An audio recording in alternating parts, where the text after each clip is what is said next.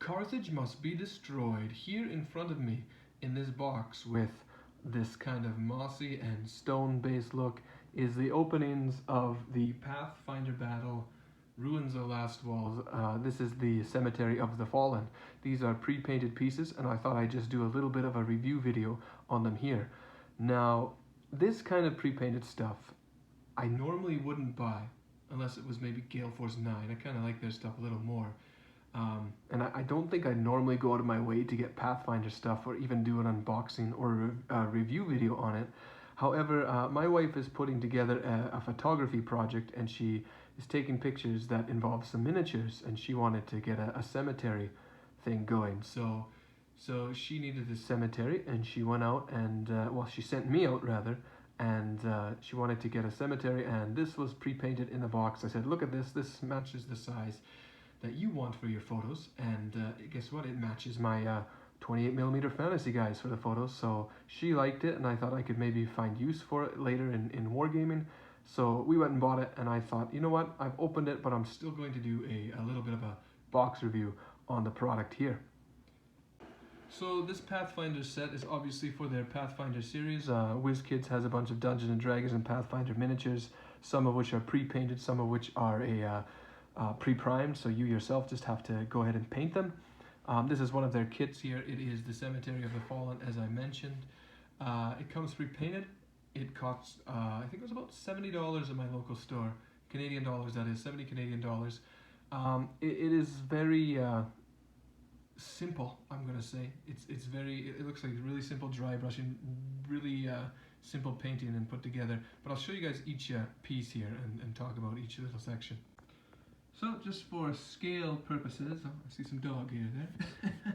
I put some an old Bretonnian from Games Workshop and a Reaper Wizard beside these gravestones here. This kit comes with 4 larger gravestones and then 4 smaller ones, as seen there. They are very simple, made of plastic.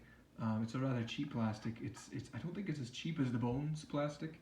It definitely doesn't bend, but it's going to be durable if you drop it, not like a resin or anything fragile like these metals here beside it. So they'll work well for graves. You can see the scale alongside these guys here. They are about, I'd say, the right size for 28mm wargaming. But then again, tombstones could be all sorts of sizes, so even though these guys are a bit of a heroic scale, with historicals or even Pathfinder miniatures, which I think are a little smaller than most of the heroics I use, they would work just fine. They are already built onto a brown kind of base like you see there, and they are really, it says on the bottom here, they're made by Paizo, I don't pronounce that name, Paizo, but they came out in 2019. Obviously, as you see, they're made in China, so you don't expect anything too fancy with these very simple gravestones you can just move around and put on the battlefield. Next pieces I want to just show you up close and quickly here are the Sarcophagus, or the Sarcophaguses, Sarcophagi? I'm not sure how to say that. But these are, yeah, I think they're a really good scale with other 28mm. Here you can see my wizard beside it. If I put one alongside him there, yeah, that looks like it would hold a body if the guy was dead. So I think for a lot of 28mm wargaming, this is a good size. These two here, and you can tell here that what I said earlier, they're quickly dry brushed. It's not the most amazing paint job. Usually when you get something pre-painted from a lot of WizKid stuff or Wizards of the Coast and stuff, it's not the greatest paint job. It's done up in China, but it is good enough to just put on the table and wargame with, I think. I do like the little details in there. You got a bunch of either angels or devils or something in there. On the top of this one, you got some dead matron or saint or something. They got the pillow, stone pillow going there. My wife wants me to paint this white. I'm trying to convince her not to because I think it's already good painted. This one here has some almost some noble effects on the side. You can tell here that these are the greatest build because here you can tell that they're not exactly center. However they molded these in China, it kind of went off kilter there. So you got this guy in his bed here. He's a little off center than what he should be, but I mean for wargaming it's fine. And again you can see by what I mean by the paint job. The left side of the face isn't very isn't very painted there, but it's not painted very well. But you know what? It's gonna work perfectly fine. These guys in comparison I think are better done for being center, and they're cool because they open. Nothing painted inside, but like if you want to put an objective inside, or you know, a skeleton or a body, go right ahead. So I think those are good little accessories. And then you get kind of an altar here. I'll probably put an urn or something on here. Again, it's really simple, quickly dry brushed, and you get a bit of a motif there. Some cracks in it. So yeah, I mean, up close you can see that it's not, you know, for pre-painted stuff, it's what you expect. From a distance, hey, works great, I think, with miniatures. The next pieces here are the fences. You get, I'll just show you here. You get two of these corner fence pieces. I'm going to call them corner fences because they look like, I don't know if they're supposed to be corners. They're shorter and they have kind of like an angle there, as you can see.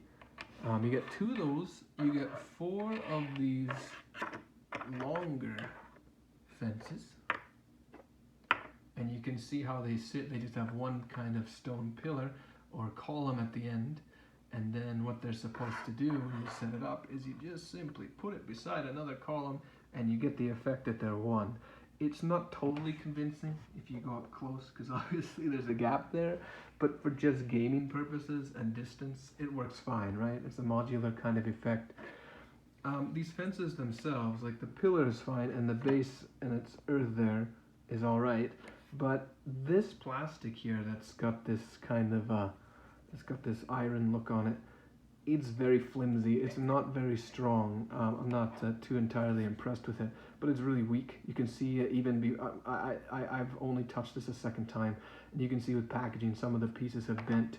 You can especially see it here with this particular piece here. That was bent out of shape, and I don't know if it's that one, but yeah, this particular piece is even right out of coming out of the. I'm not going to call it the sprue, it's basing. I'm sure I can press it back down. But yeah, that's just something that I noticed right away, that it's kind of, yeah, you can see here if I apply some pressure. I'm not going to do it now, but I'll focus on later. But yeah, the fence itself is really cheap plastic. It's not that impressive in my opinion, but it does the job. As for the gateway here, the gateway does open. You just got to be careful with it because, as I said, it is cheap plastic. So if you do want to have a door open and close for scenarios, that works great. But just be careful because it's not the most impressive. It's not the most impressive setup of plastic. There's some nice skull kind of imagery in the two main stone columns there. And it's not meant to be a huge fence. It's a graveyard, right? So it doesn't have to be a massive fence. It's basically an area defining that this is where the dead are. Respect this area, and I think it works great for just this kind of scale. Because you don't need a massive graveyard wall to tell people that, hey, it's the graveyard here, right? And I'm not exactly sure if there's a right or wrong way to put these fences together. I think, and I don't remember if I didn't keep the box. I opened it yesterday and I got rid of the box really fast. And then I thought, oh, I could have done an unboxing, but it's like, all right, I'll just do a review kind of instead. But I think these fences and this the mausoleum, which I'll show you next, is supposed to all connect. So at one point at the end of a kind of graveyard, you got a mausoleum, and it's kind of the end wall where the fence in front of it becomes your main grave area. And I mean, there's obviously multiple ways you can set this up. You don't just have to put it like I put it here. I'll put it on some proper mat later with some extra terrains to show it off, to see how cool it looks. Finally, the main piece, this mausoleum here. This is the most impressive piece in the kit for a building and just being a mausoleum. It is a good size. I mean, you just assume that someone important is the remains is stored inside. It's got moss detailing on it. It's green. You get kind of I don't even know, that's a skull with wings around it. Again, quick paint from China, really fast put together. I mean, it does say it's made in China right on the bottom. The design is really cool though, I think, just for the effect and far away. It works perfectly well for a graveyard. There is also a gate there that looks like it's been a bit rusted. I don't think it's rust though, I think it's just quick paint job. But it gets the effect down, kind of like a dirty look. And it's also the cheap kind of gating that the other walls use, the other fence use rather. So it doesn't open, that's the unfortunate part. I don't know if you'd want to open it though. There's nothing really you want inside, so it's just for effects. Don't push on that door if you get it. Don't do anything with it. Other than that, you just got some nice looking moss growing in some of the cracks in the back. It does have, I mean, all these pieces here that I've showed you, they feel like they've been made in China. Okay, they're not. This set at $70, you're really paying not for the pieces. You're paying for the brand name Pathfinder, in my opinion. So. Don't expect something like Games Workshop's quality, but if you want something quick, fast on the battlefield, and specific to, I guess, Pathfinder, this would be the way to go. You can tell here that there are some slightly bent pieces at the top where they kind of morphed, I think, in some of the casting. Again, it is just cheap China plastic, in my opinion. You can see here that they don't put a whole lot of detail in some of the broken spots, like that crack there. It does look cool on the top, like there, but I think they could have done a bit better around the edges with some of these cracks. But again, this is just quickly cast, quickly made, dry brushed and painted up in China kind of deal. But it gets the thing done for wargaming. Like, I mean, here this is a perfectly good building for 28 millimeters. So even 25 could get away with it, I think. So 28 millimeter guys for Frostgrave or Mordheim, something like that would work perfectly well, in my opinion. Alright, so I've set up my cigar box battle bat here. This is I think this is a frozen forest. I don't remember the name of it, but it's supposed to be kind of like a kind of Winter War Finland look, where it's kind of got a forest grass base and there's patches of snow all over. Let's just call it a tundra forest. I don't know what it is, but in any case, maybe you've got a map like this. It looks like Frostgrave or something, and you can see here that I tried to put these things together. But you really aren't, with all these pieces, gonna fit a whole lot within that the confines of that fence there. So I mean, it will look cool and look good enough to wargame with, I think, with the right table and the right setup. However, I think one of the major drawbacks on this kit is that they simply don't have enough fence pieces to fit all of that kind of stuff inside. All right, so I think if you got this kit and you wanted to make use of every piece, it would be hard to put it all inside a single graveyard. The reason being is that the fence simply isn't, it's not big enough. You don't have enough fence pieces to make a larger fence area. So by getting this kit, it's almost better for, you know, having some other terrain or some, I don't know what I would do. I might have to put it against another type of wall or fence, or just always play with smaller graveyards or something like that. But you can't possibly fit all of these, the sarcophagus, the altar, the graveyards, and the mausoleum itself into one area. So the fences themselves simply aren't enough in this kit to make a very impressive looking graveyard, in my opinion. The best piece, in my opinion, are the gravestones themselves, because they're small, modular, can easily move around. I like the sarcophagus, and I do like the mausoleum. They're all really simple, and I know I could paint something and make something a bit better if I did it myself. But like I said, this was for the wife's project, and why not just make use of it if she's not going to use it after?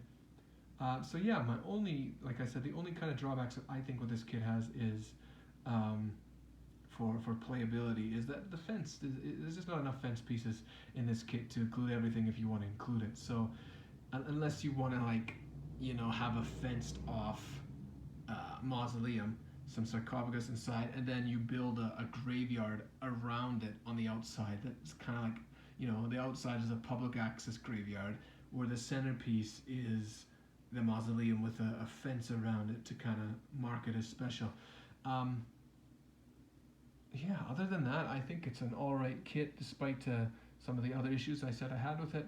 I will certainly be using it in my games of Frostgrave and Mordheim. I would normally just probably paint up my own things, but since I can make use of it, hey, why not, right? So that's all I want to do today, and I want to thank you all for watching. I will do more model reviews like this and more unboxings and whatever I can share with you guys on this channel. So thank you all for watching. You can like and subscribe if you want to see more content. I like to make it and do what I can when I can. So thank you all, and have a good one.